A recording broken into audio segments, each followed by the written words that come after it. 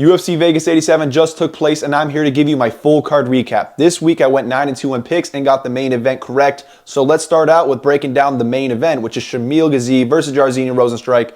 In this matchup, I picked Rozenstruik by round 2 KO. I feel like I had a pretty good read on this fight, other than the fact that obviously it was a round 4 KO, and it went a lot later than I thought it would have. A lot of people were on the side of Shamil, and I could understand why.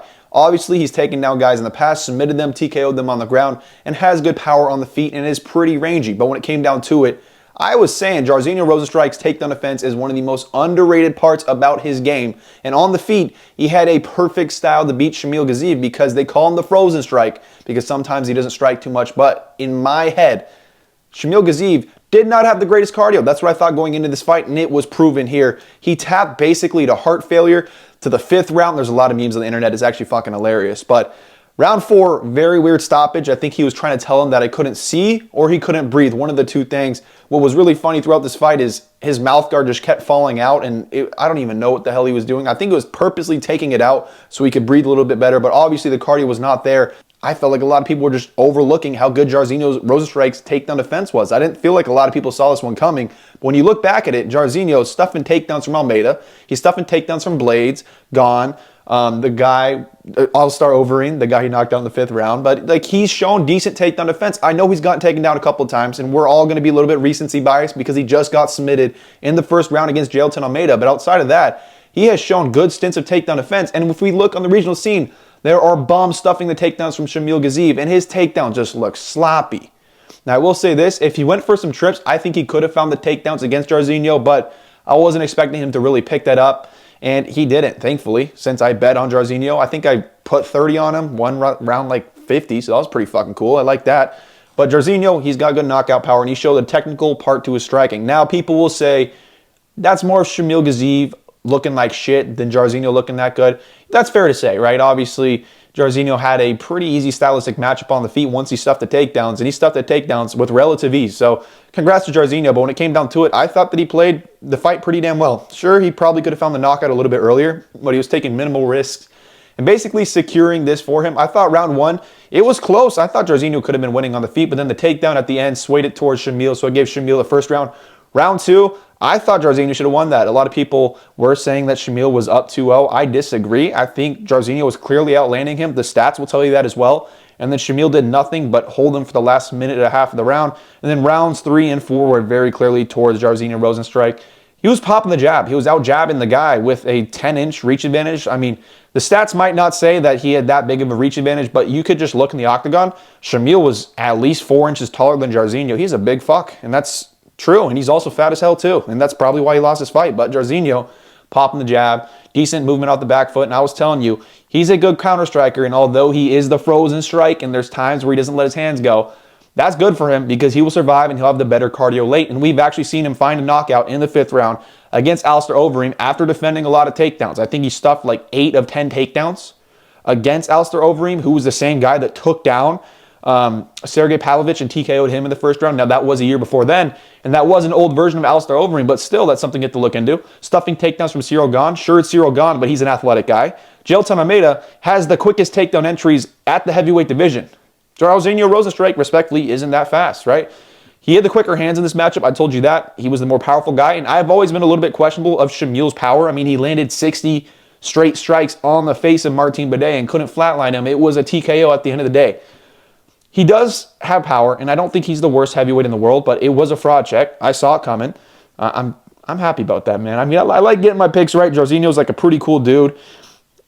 I don't even know what you do with Shamil now. I don't think he's that shit. I think he can obviously reach the rankings. There are some low-level guys within the rankings, but keep him away from 5-round fights. I mean, if you're his manager, I have no clue why you would book this in a 5-rounder.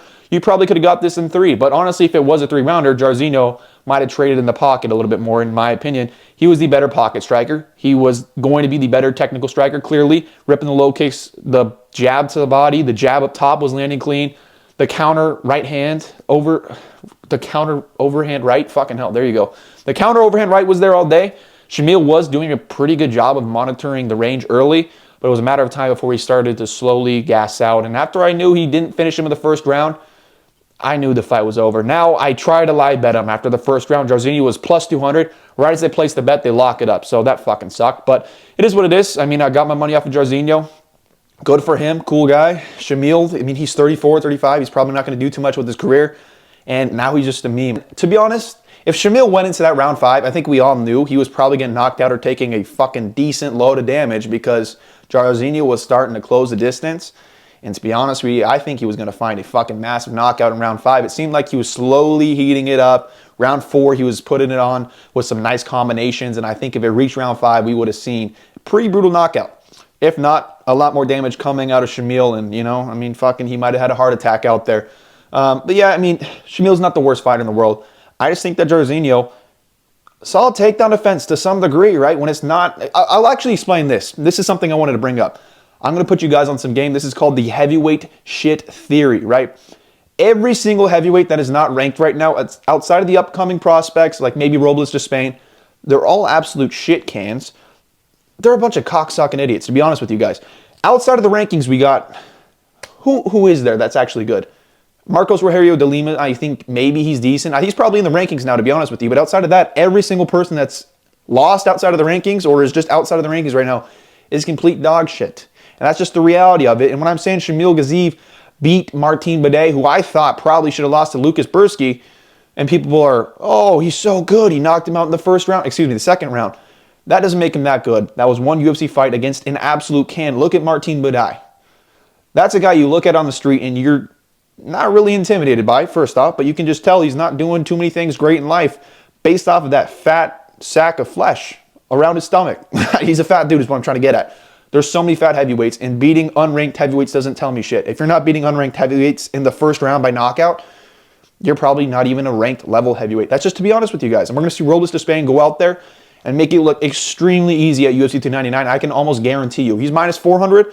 I mean, fuck. I know he is transitioning into MMA and he's green, so he can get taken down and he can get submitted. But to be honest with you guys, he's probably finding a knockout in the first 30 seconds, and I'd be pretty surprised if not. Straight up.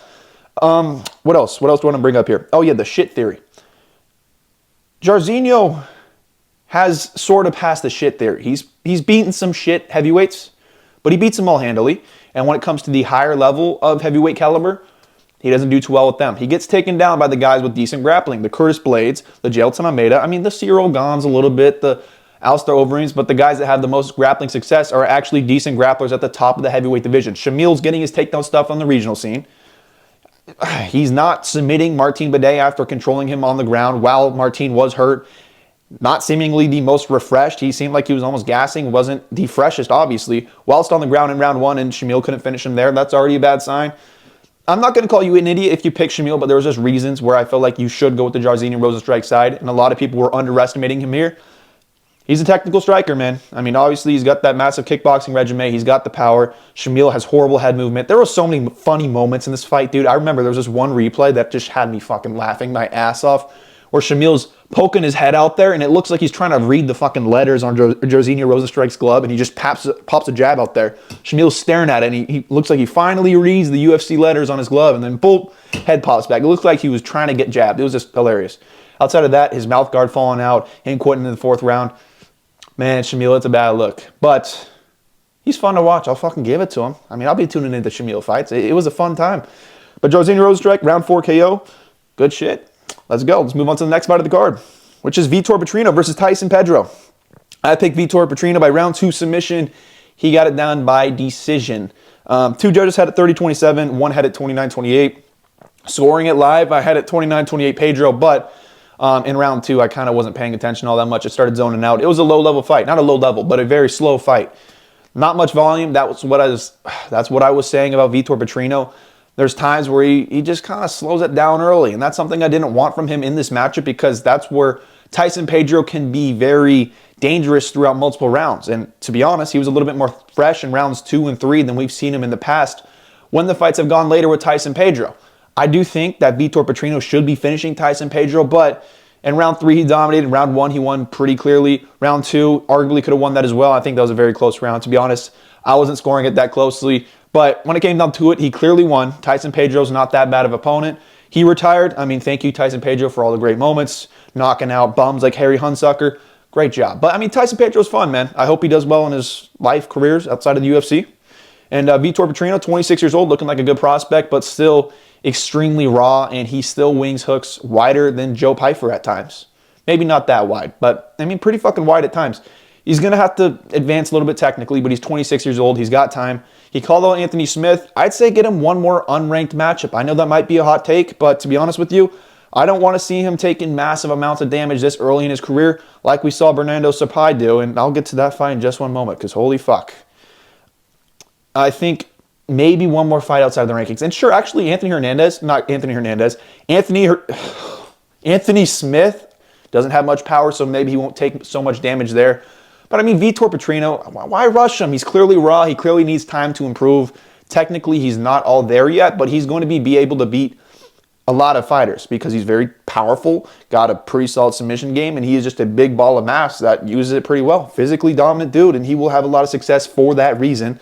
That's why he got it done here against Tyson Pedro. He was having success on the feet and on the ground. I just don't know how I trust him against maybe a more technical striker. Let's give him some time to develop, maybe one more unranked matchup. But if it's a jump into the rankings against Anthony Smith, I mean, that's a pretty fun matchup. I don't mind that. Yeah, let's move on to the next fight of the card. Alex Perez versus Mokaev. Okay, I did think Mokaev won this, but it was so close. I think Perez honestly should have won this fight if he just would have thrown strikes in round 3. When he stuffed the takedowns from Mokaev, he would just chill out in the clinch, chill out in the position where he's just waiting for Mokaev to take his hands off the mat and throw the knee. But it never really happened, and he lost the round because of it. Control time, don't do shit, buddy. Separate from the takedown, or not the takedown, the clinch, and land like 3, 4, 5 strikes. If he lands 5 strikes at the end of the round, I think probably all 3 judges give that round to Alex Perez, but he fucked it over. Takedown defense was solid. You know, he didn't look washed. That's good to see. Mokaev landed a couple of takedowns. I think that suplex in round 3 is why you have to give that round to him, because there is damage done with a slamming takedown. We have seen judges score it like that in the past. There's been multiple arguments where people bring that up. So I think that Mokaev round 3 does make sense. Neither one really did much, but the most significant moments to me were probably Mokaev. No one really did that much damage, but Mokaev started out the round pretty hot, and for the rest of the round, jack shit happened, man. Round 1, I thought Mokaev won. Round 2, I thought Perez won fairly clearly, but all of it was pretty competitive. Now, I will say this. This is the worst I've probably seen Mokaev look when it came to his cardio. He mentioned he was sick. I know a lot of people don't like this guy because he's a boring Dagestani type of fighter, and that's already a recipe for disaster for getting a lot of love within the MMA community. There will be fans for him, but when it comes down to it, I do think that he was sick. If I'm being completely unbiased, he looks slower than he normally does, and he definitely was not able to push the pace that he normally does. Now, maybe that had something to do with having so many of his takedowns stuffed, but even then, like, I've never seen this guy really tired at any point in his career. I do think that he will, not he will, but if he wasn't sick, he would have had a better performance. But I'm not going to cope. Like, he won. It is what it is. I picked him by round 3 submission. He got it done by decision. Props to him. And, dude, I think the UFC is going to book him versus Pantoja, to be honest with you guys. I don't know if they'll do Umar Albazi. I thought he got robbed. I think he got the rob in his favor against Kai Car France.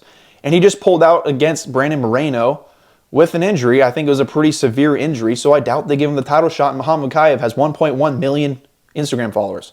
That, to the UFC, probably looks like a very solid idea. A big name at flyweight to just give him a title shot. I know it doesn't make sense, and I know it's not that fun, but it is what it fucking is. I don't think Umar Albazi will even be ready by UFC 301. If he is, you can give it to him. Brandon Royval, we just saw him put on a pretty boring performance against Pantoja. Against Moreno, it didn't look that high level either. Just an immediate rematch versus Pantoja is so boring to me. But at the same time, the Mokaev performance was so bad it didn't deserve a title shot. It's just a weird fucking division right now. Manel Kape fumbled his bag. What the fuck do you even do at flyweight? I think Mokaev, man, that's a hot take. I don't mind Mokaev. It's new, fresh blood at the top. I'd say Mokaev or Albazi. I don't want to see Royval. I'm going to be completely honest. Royval versus Kape, Royval versus Albazi for title elimination belt, something like that. No one deserves a title shot, but I think when they look at the 3 people they can actually give a title shot to, Mokaev's got the biggest name, and he's the newer guy, right? We need to see some fresh blood at the top.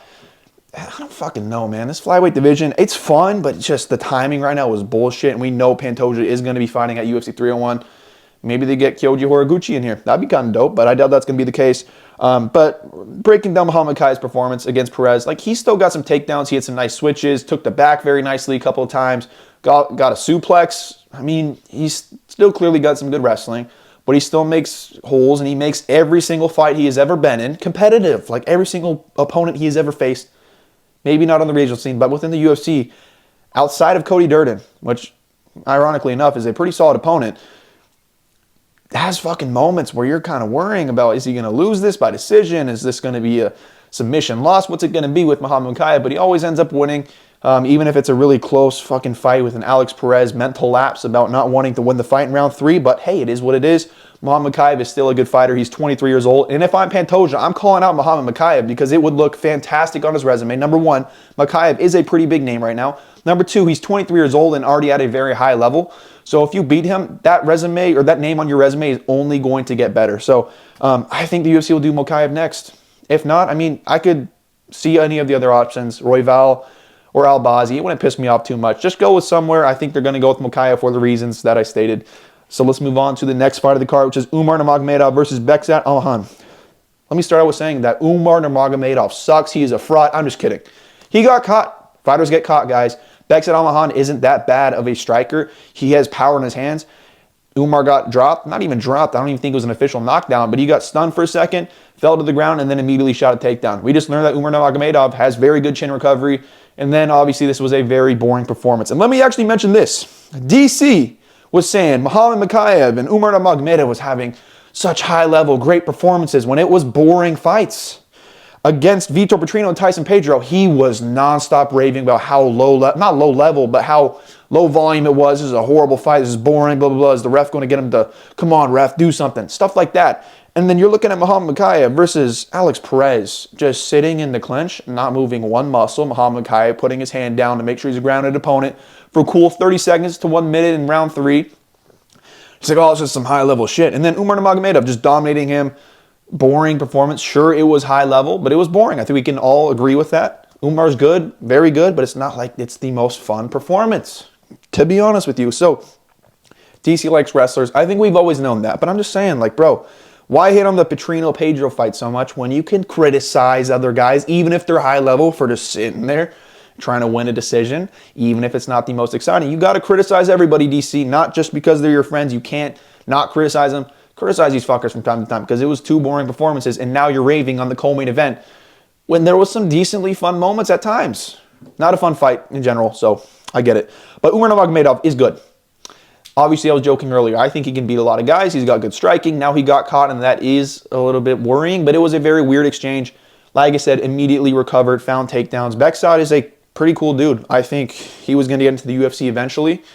Now, his record is 11-1, so that's interesting. I thought it was 17-1. Not that that matters because I've watched film on him, but was he faking his record to get into the UFC? Regardless, he deserves to be in the UFC. He's got good knockout power. He's got some quick hands. He does have some decent grappling. Umar is just a very good high-level grappler, and we'll see how good he is. We haven't seen him against a real test yet, but obviously that time will come. Apparently, everyone's turning down fights with him, and when he was booked against Corey Sandhagen, he pulled out of that fight, so we'll see what's next for him. Him versus Sandhagen would be fun. That's an interesting matchup. Does he deserve that matchup? No, but it could fucking happen. Bekzat, for him, there were moments where I'm like, holy shit, this dude is tough. He's bucking Umar Nurmagomedov out of full mount, getting back up on the feet, and then almost landed like an illegal kick. That was a fucking crazy moment. I want to say it was in round 2, where I was like, holy shit, that could have just flatlined Umar Nurmagomedov as an illegal strike, but it wasn't. And it all worked out, and Bekzat lost by decision pretty dominantly. I think 30-26 was the common scorecard across the board. Maybe there was a 30-27 or a 30-25, something like that. But Umar won all 3 rounds pretty clearly, dominated outside of getting dropped and hurt in the first round. But he'll get caught eventually. Bekzat is a guy that I actually do believe in to some degree. He will probably beat a lot of other bantamweights. Maybe not challenge for the title one day. Maybe he'll reach the rankings. But for the most part, I mean, he's a dangerous guy. And yeah, I think I'll leave it there. Oh, yeah. Just, he's tough. He was in some bad positions, worked his way out of it, scrambled out of it, and I was impressed with his toughness and durability. And props to him for, taking this on short notice. It wasn't that short of notice, but props to him for taking this fight on his UFC debut. Moving on to the next fight of the card, we had Steve Erceg versus Matt Schnell. Props to Steve Erceg, man. He's still hittable, but the chin holds up. Not that Matt Schnell has devastating power, but Schnell was landing some clean combinations. And Erceg clearly won round 1, but he got caught a couple times, came back in round 2, and had a fucking nice walk-off KO. He's never been the guy with dynamite in his hands, but Matt Schnell has never been the guy with a good chin. He gets hurt so damn often, and he got flatlined here. That was a fucking pretty sick knockout from Steve Erceg, the genius bar guy. He's pretty decent. He's pretty decent. I got to give it to him. He's got some decent boxing. He mentioned in the post-fight press conference that he does, not the post-fight press conference, but the post-fight interview, that he doesn't have the greatest head movement. I agree with that, but he's got some decent boxing, like he said, and he's got some good low kicks. So I don't mind Steve Erceg moving forward, but the thing is, he's going to reach that part in the flyweight rankings where there's not too many easy matchups, and this is where I could probably start predicting other fighters to beat him. I've always been saying Matt Schnell is not that good of a fighter. This was an impressive performance, but I can't take away too much from it. Not to be a Steve Erceg hater. I just think that Matt Schnell's not that fucking good, to be honest with you guys. Steve Erceg, he's got good grappling too. He didn't initiate too many grappling sequences within this fight. A little bit in the first round. Outside of that, I mean, he came out in the second round firing, landed a fucking perfect left hook. Matt Schnell went out of there. Congrats to Steve Erceg. It was a performance of the night, so congrats, man. Moving on to the next fight of the card, we got Eryk Anders versus Jamie Pickett. Yeah, I mean, Jamie Pickett dropped him in the first round, rocked him multiple times. I actually thought he was probably going to fucking finish him for a moment, and then that wasn't the case. Got to round two. Eryk Anders shooting takedowns, clinch fest, takedown, boring fucking bullshit. And the funny part about this is I actually had a fucking dream this week where the main event of a pay-per-view was Eryk Anders versus Jamie Pickett. I have no fucking clue why. Not a fucking single clue in hell. And everyone was hyped about it like it was McGregor versus Khabib. And it was like this big main event. And anyways, just ironic because it was a pretty shit fight outside of round one. Eryk Anders, not the most fun guy to watch. Can have some fun fights, but I mean, he got dropped and he is very hittable. They're both very low-level guys. I told you when I was breaking down this fight, I was surprised that both of them were still in the UFC. And yeah, it looked like a fight that wasn't a high level as a result. Props to Jamie Pickett. You know, he mentioned how he has taken every single fight in the UFC throughout his entire career. Outside of one, which was against Alex Pereira. He said that in his post-fight interview or something like that in our post-fight press conference. And yeah, that's pretty fucking funny. Jamie Pickett seems like a cool guy. Obviously, he's moving on. I hope he does well. I mean, he's put on some fairly fun performances. I think the UFC would have cut him anyways, but it's probably a good thing that he retires. Eryk Anders, not that good either. I don't even think he's UFC caliber. Maybe he is. But low-level fight, fun round one, and then boring rounds 2 and 3. Eryk Anders, clear decision, win. Moving on to the next fight of the card. Ooh, shit, this was fucking crazy. Vinicius Oliveira versus Bernardo Sopai. I picked Vinicius Oliveira. He got it done by round 3 KO. This was a fucking barn burner. Bernardo Sopai is a dog, and he is actually a very good fighter, but I don't know if he is anymore after taking that fucking knockout, dude. You've probably seen it on Twitter a million times. I was rewatching it before I fucking filmed this video.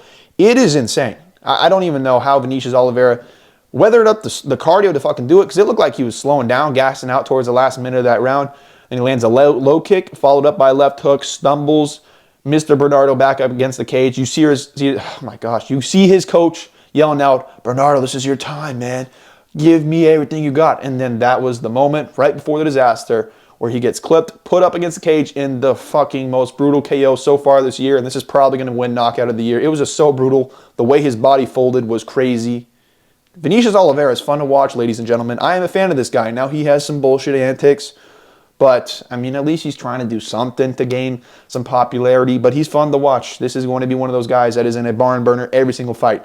In round one, on the feet, he was landing the low kicks. I said the low kicks would be there. I also said that Mr. Bernardo would struggle with the high kicks. I saw Bernardo's fight on the regional scene against a dude named Francesco Nuzzi.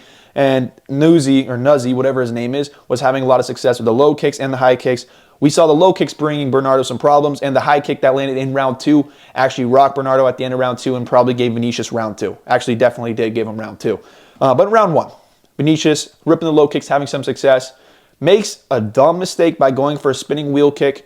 Bernardo finds a takedown and controls him basically for the rest of the round. And I was expecting Vinicius to kind of slow down. Didn't have much faith in him. Round 2, he comes out there and gets taken down, which is annoying because I've seen Vinicius on the regional scene show good takedown defense, show good grappling, and I was expecting him to showcase good takedown defense and obviously great scrambles in this fight. And he had some good scrambles, but he made a lot of mistakes, a lot more mistakes than I've seen in him on the regional scene. Like, you can go through his regional scene career, he's taken on good opponents, and his grappling has looked much better than that. Anyways, he's getting kind of beat up. There was a moment where Bernardo Sopai was fucking beating his face in, and I was expecting Bernardo to potentially find a knockout in the second round over him. but then Vinicius throws him off of him. I think Bernardo was on his back, and Bernardo's now on bottom, and Vinicius is just landing fucking massive shots from on top. Hurts him a couple of times, and Bernardo gets back up to the feet with like 10 seconds left in the round. Vinicius lands a combination, ends it with a head kick, rocks Bernardo, steals the round for himself, and Bernardo was fucking hurt. Going into round 3, they both weren't super fresh, but Vinicius was the more fresh fighter. Landed some good low kicks in that round, landed a couple of jabs, some fucking pretty heavy punches. And for a moment, I was worried that Vinicius was doing too much early in round 3 and that Bernardo could just randomly come back and that Bernardo had more in him and he was being a little bit patient. Wasn't the case. Bernardo was genuinely just gassed and taking so much damage. He's 23 years old and he took that much damage. It wasn't just the knockout, right? He was taking so much damage before that, and it just sucks because Bernardo is a good fighter. And he did take this on short notice, obviously, so who knows what he is capable of. I hope he takes some time off. He did get fight of the night here. Wow, dude. I mean, so he's got some money there, but fuck. It's kind of sad to see. Like, when you see a great performance like that, it's just like, why does it have to be against a 23-year-old prospect who's actually good and took this on short notice and probably would have made it into the UFC at some point in time anyways? I think that Vinicius Oliveira will be fun to watch. He is a pretty solidly fun prospect, but I'll stand on my take that he is very hittable. And within the pocket, he throws that overhand right so fucking wide, wider than Joe Pyfer. And even that left hand, like he kind of dips it backwards to throw some power on it. He throws every shot with 100% power, which is why he's had issues with his cardio in the past. But I actually did pick him by decision. He got it done by round 3 KO, so obviously that didn't really work out. But it was looking like it was going to be Vinicius Oliveira decision win. And I was going to view myself as a very smart guy. Even though everyone was saying Vinicius will gas, I was looking at his fight against Ali Taleb, where he did get knocked down in round 3, and everyone was going to say, oh, well, he got knocked down in round 3. He was gassing out. Not the case. He came out in round 3, fucking high volume, clearly not gassed, pushing an insane pace, and then got clipped when he got overconfident. I'm just telling you, or I was telling you, going into this fight, that his cardio is not as bad as everyone will tell you. So I wouldn't just go out there and play Vinicius by KO and Bernardo moneyline. Because a lot of people were doing that. I was seeing that all over Twitter. I was seeing a lot of people saying Bernardo. What was I seeing? I was seeing a lot of people just betting Bernardo in general, which I could understand when it came down to it. And you break down their records, Vinicius has taken on very good opposition on the regional scene, and Bernardo was taking on a 6-5 guy for his title fight at some organization I've never heard of, and that's always a red flag. He just hadn't taken on great competition.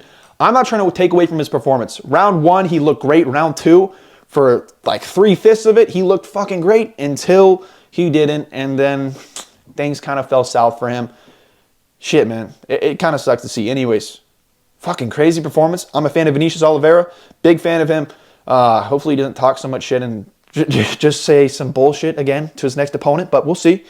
He's going to be fun to watch. He's going to find a lot of finishes or get finishes. This is a guy that you can expect to deliver every single time he is out there in the octagon. And then for Bernardo Sopai, this is a guy who's 23 years old. By the time he reaches 30 years old, if the damage didn't really get to him in this fight, he could be really, really fucking good. So let's move on to the next fight of the card. Aiemann Zahabi versus Javid Basharat. To be honest with you, I wasn't scoring round 2 that closely. I scored round 3 closely. Aiemann got that round. Round 1, clearly Javid Basharat. But round 2, I was taking a fucking shit, to be completely honest with you. And I just saw at the end of the round, Aiemann Zahabi landed that pretty big shot that kind of looked like it rocked Javid Basharat. Basharat was saying it didn't, but it kind of looked like it did. And for that reason, I don't mind them giving that fight to Aiemann Zahabi. When I was watching it, briefly watching it, obviously as I was taking a shit, I thought it was pretty close. And seeing that at the end of the round, I was thinking, well, that could probably sway the round. Knowing the judges, they probably will give it to Javid Basharat because they like to favor these more promotable guys, these guys that are promoted as these great prospects. But that wasn't the case. They gave it to Aiemann Zahabi, so good for him. Yeah, when it came down to it, Javid just fucking didn't look that good. Range management wasn't as good as I thought. He was throwing random fucking knees, had some weird movements. He was a little bit too wild, and he's just not powerful, man. He doesn't have that same sting on his shots as other fighters. I would say his brother, but his brother's not got any sting on his shots either. I would have liked to see him shoot more takedowns, but it seems like he was actually gassing out a little bit when he's shown good cardio in the past. So, I mean, this fight wasn't at elevation, so that's a fucking weird way. Javid's still good, but obviously not as good as we thought he was. This was a fraud check. Aiemann Zahabi's not that good. Props to him for winning. Massive fucking underdog. Good job, man. What else? What can I even take away from this matchup? Javid should have worked in more takedowns. He should have just worked that jab a little bit more. Not that it wasn't working, but he should have stick to the fundamentals a little bit more. He's going for the side kicks. He was throwing an overhand right to a knee behind it that had no chance of landing. A lot of side kicks, not like spinning shit or anything like that, but just keep it fundamental with the jab, your straight right, the low kick. The teep to the body was working, but I mean, at times it was like the combinations from Aiemann Zahabi that gave him success. Not an impressive performance from Javid. He looked bad, but he still has time to improve. I'm not saying he's the worst fighter in the world because of this performance. Let's move on to the next fight, which is Leroy Duncan versus Claudio Ribeiro. CLD looked good, but Ribeiro, not Christian, looked bad. He just wasn't throwing shit in the first round. He was covering up. CLD was keeping his range with his kicks, with his jab a little bit, and whenever he would jab, Bisping would moan on the mic. It was pretty interesting to watch, but he dominated round 1, kept range, very powerful guy. In round 2, Claudio Ribeiro folded. He got taken down, and then he got TKO'd on the ground. Got passed in the mount so fucking easy by CLD. CLD found the TKO on the ground. He's looking a little bit more well-rounded. I'd like to see that out of CLD. He actually stopped the takedown as well. That looked pretty solid. Yeah, he looks like a decent striker, but the problem is when he faces a technical striker who's very fundamental, I think that's where his problems are going to be, or a very good grappler as well. This also makes Mokaev's win over Claudio Ribeiro not look that good because CLD did it better than Mokaev, and CLD is a guy a lot of people were calling a fraud after that Armin Petrosian performance. I still think Mokaev is good, by the way. I'm just bringing it up. But yeah, CLD, good power. Maintained his range a little bit better than we saw against Armin Petrosian. And dominated this fucking fight. And Claudio didn't look that good, man. I thought he should have taken more chances. I thought he should have tried to find the knockout within the pocket. Wasn't the case. Very hesitant. And it led to his demise here. Moving on to the next fight of the card. Ludovic Klein versus AJ Cunningham. I picked Ludovic Klein. Actually, it is over on significant strikes on Prize Picks, and it hit because I knew AJ Cunningham gets hit like a motherfucker, and he's fairly durable. Now, the over hit in 1 round, that tells you how hittable AJ Cunningham is. Ludovic Klein pouring on the volume, finding a knockout at the end of round 1. He's a good fighter, pretty technical, has some power, maybe not extreme power. He goes to a decision a large majority of the time, but when he is chasing the finish, he can find it. He's got the fucking power to do so. Props to Ludovic. I don't know who his next opponent will be. He was booked against Joel Alvarez, but Alvarez withdrew and is now fighting Mateusz Ronbecki, so that's interesting. Speaking of Mateusz Ronbecki, let's talk about the next fight on the card where we had Luik Rajabov, who has taken on Mateusz Ronbecki in the past.